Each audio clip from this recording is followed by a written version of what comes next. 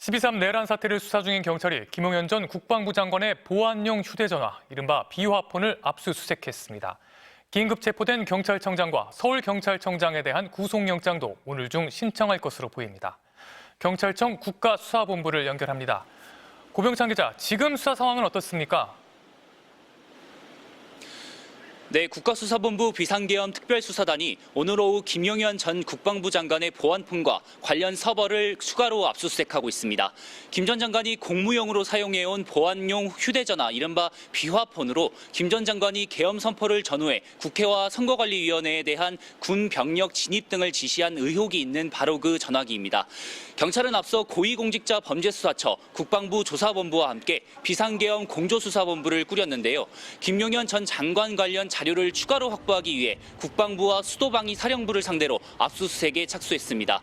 합동참모본부에 대해서도 추가 자료 확보에 나섰습니다. 경찰 국가수사본부 비상계엄 특별수사단은 합참이 이미 제출하는 자료를 넘겨받기 위해 오늘 오후 2시쯤 용산 대통령실에 수사관을 보냈습니다.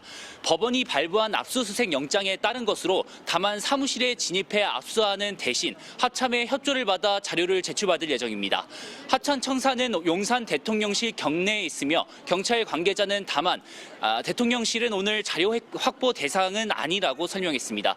경찰은 이와 함께 조지호 경찰청장과 김봉식 서울경찰청장에 대한 구속영장 신청 여부를 논의하고 있습니다. 내란 혐의로 경찰 조사 중 긴급 체포된 두 사람은 서울 남대문 경찰서 유치장에 머물고 있습니다. 두 사람은 비상계엄 선포 당시에 국회 전면 통제 지시를 내리고 국회의원들의 출입을 막는 등 형법상 내란 혐의를 받고 있습니다. 또 계엄 발표 3시간 전 대통령 안가에서 윤석열 대통령을 만나 비상계엄 관련 지시를 전달받은 혐의도 받고 있습니다. 윤 대통령은 이 자리에서 계엄군이 장악할 기관과 인물 등이 적힌 A4 종이 한 장 분량의 지시를 경찰청장에게 전달한 것으로 전해졌는데 여기엔 MBC 등 일부 언론사까지 포함된 것으로 알려졌습니다. 조지호 경찰청장은 그동안 비상계엄을 언론 보도를 통해 알았다고 주장해왔는데 경찰 조사를 통해 거짓임이 확인된 겁니다. 긴급 체포 48시간 이내에 구속영장을 청구해야 하는 만큼 오늘 오후 중으로 경찰 최고 지휘부에 대해 구속영장을 신청할 것으로 예상됩니다. 지금까지 경찰청 국가수사본부에서 MBC 뉴스 고병찬입니다.